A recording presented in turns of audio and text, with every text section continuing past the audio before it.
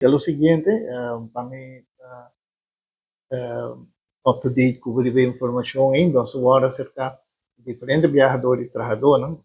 Porque eu agora que não ter anos cava, tocando a situação que tem não tem suficiente trahador para dienst aqui. E como que vem que sei, não me dou um exemplo, por exemplo, atualmente agora que para poder guardar de 7 horas ainda para 3 horas e meia, vamos ter pelo menos 10 pessoas extra que você tem de busca para trabalhar overtime. Não poderá, é normal.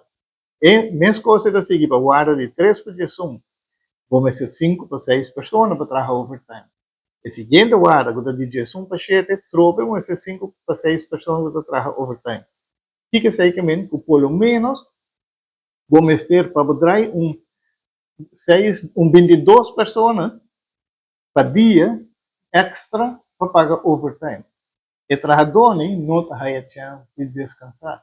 Nada bem traha, tenta drive 6 horas, vai cá, sossegar, boletim.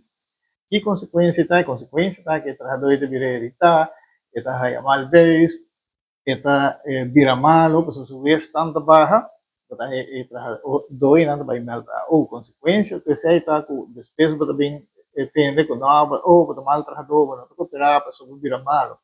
Pero estresse de trabalho tudo novo situação ainda.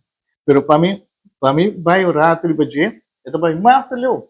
Em certo momento não tem espaço para tomar vacância.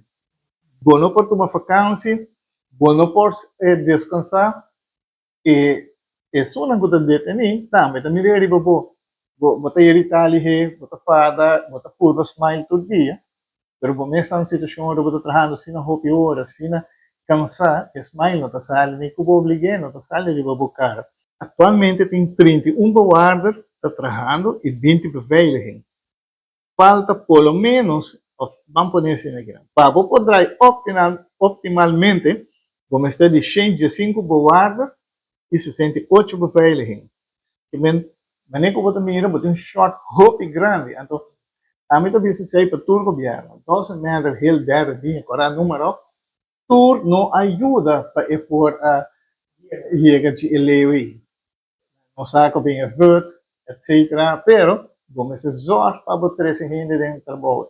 Esta conta para a polícia, para a aduana, para a brandweer, pero a situação alarmante agora que estão aqui. É mais, aqui 5 anos tem pelo menos 12 guardas que vai com pensão.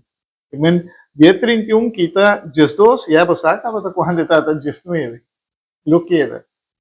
Neste tem uma solução urgentemente.